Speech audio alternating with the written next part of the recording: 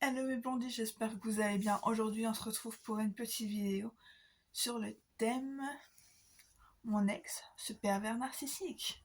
Bon, déjà, je l'ai rencontré sur un site de rencontre, ce que je ne ferai plus. Hein. C'est m'a un peu dégoûté des sites de rencontre.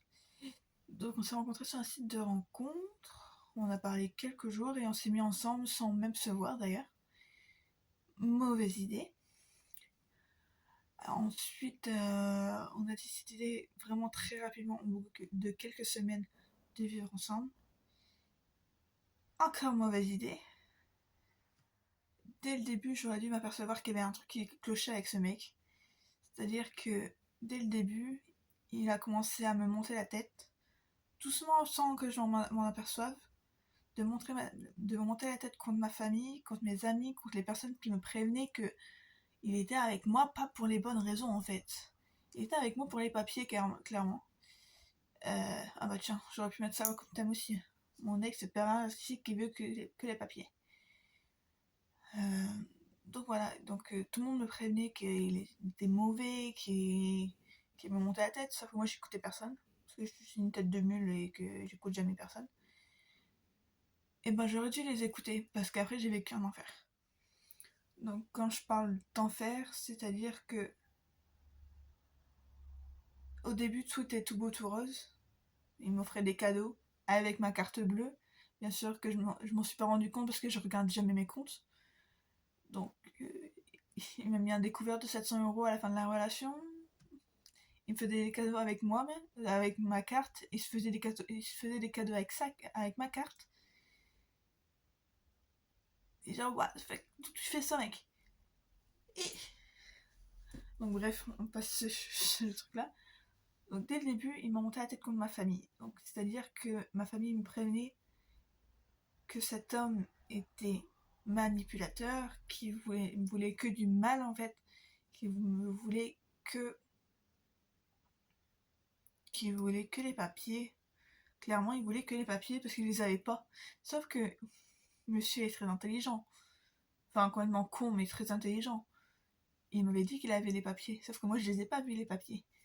Il m'a dit, oh, je les ai perdus.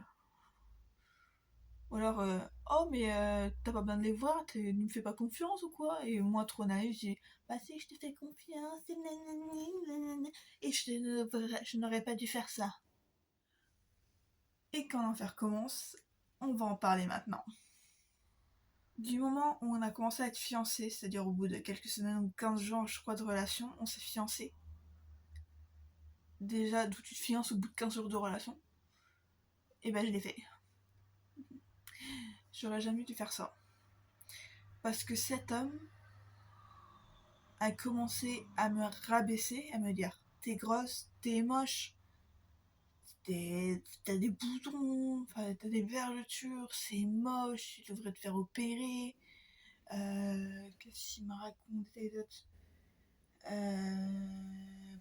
Enfin, plein d'insultes comme ça, juste parce que ça lui faisait plaisir. Voilà. Et moi, je disais rien. Pourquoi je disais rien, je ne sais pas. Mais je ne disais rien. Et il a commencé à vouloir me contrôler comment je m'habillais aussi. Je l'écoutais. Je ne mettais plus de décolleté. Je ne mettais plus de jupe. Je ne mettais plus de jean moulant. Je ne mettais plus de choses près du corps en fait. Je mettais que des robes larges. Et, voilà. Et je suis arrivée à un point où personne n'est au courant pour l'instant, mais ils vont être au courant du coup, où j'ai porté le voile. Donc j'ai commencé à porter le voile au bout de 15 jours de relation. Tellement manipulée par cet homme, c'est un truc que je me suis toujours dit je ne ferai jamais. Et bah je l'ai fait. Et je le portais le voile pas dans la maison, mais à l'extérieur.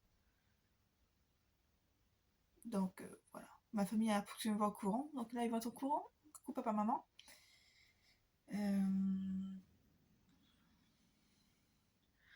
Ensuite, il a continué à me priver de ma famille et de mes amis en m'empêchant de leur parler.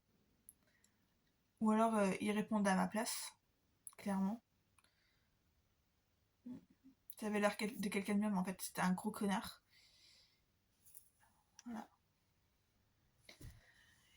Et ensuite, au bout de, je sais pas moi, 15 jours encore de fiançailles, il a commencé à m'insulter de tous les noms, à vouloir me frapper dessus clairement. Donc du moment où il a voulu me frapper, j'ai pris conscience de la connerie que j'avais faite. J'ai su que il fallait que je parte si je voulais pas mourir ou si je voulais pas qu'il me frappe dessus. Donc ce que j'ai fait, il a frappé dans le mur. Ce que j'ai fait, c'est que j'ai senti le truc, j'ai mis mes baskets et je me suis taguée.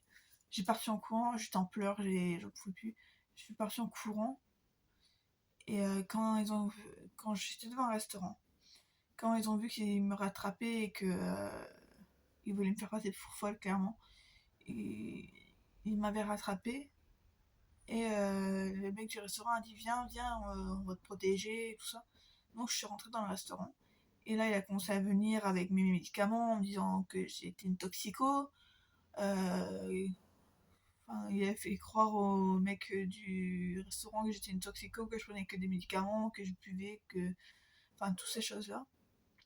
Donc j'ai appelé la police pour les prévenir que mon ex voulait me frapper, que j'étais en panique, que je savais pas quoi faire, que fallait que je récupère mes affaires, fallait que...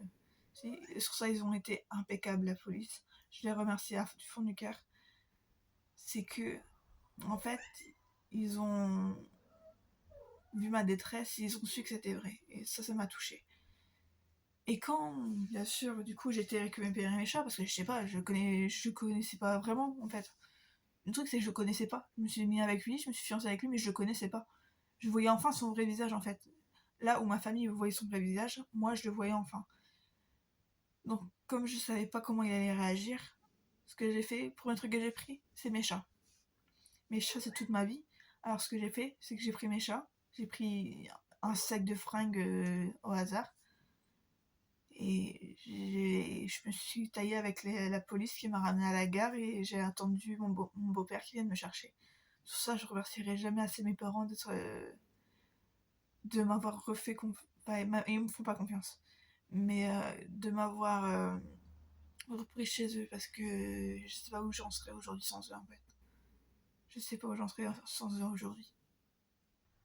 Donc ensuite, quand le lendemain, du coup mon père est venu me chercher, j'ai été chez mes parents. Donc le lendemain, mon beau-père et mon frère et moi-même, on a été chercher toutes mes affaires.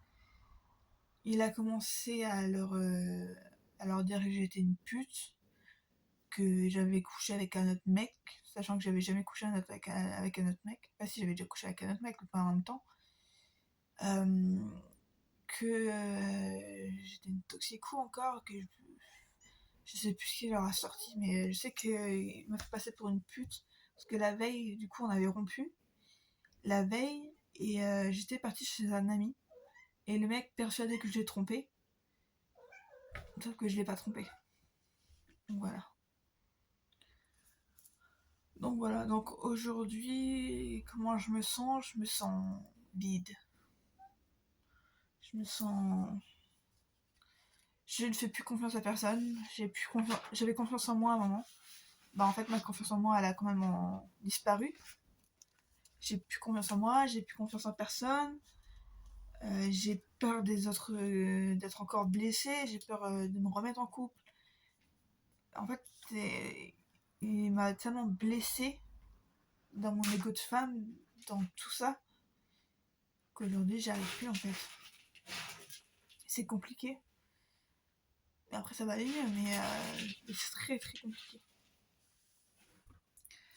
Donc voilà les gens, cette vidéo est terminée, j'espère qu'elle vous aura plu. C'est de la pro totale. J'avais préparé un truc, mais en fait j'ai absolument rien suivi. J'espère que ça vous aura plu et que ça vous aura peut-être aidé pour certaines ou certains, parce qu'il y a aussi des manipulatrices. Et je vous dis à la semaine prochaine pour une nouvelle vidéo.